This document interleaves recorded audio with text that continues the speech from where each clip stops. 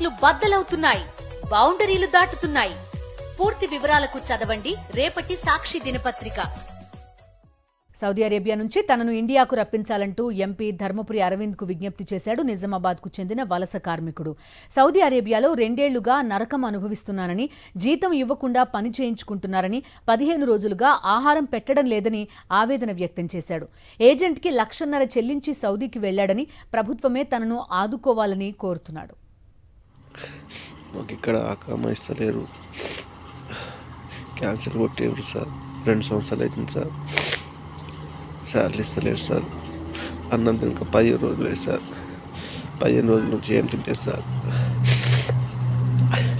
మాకు ఇక్కడ బాగా ఇబ్బంది పెడుతున్నారు సార్. అడుగుతే కొడుతున్నారు సార్. మీకు వస్తున్నారు సార్.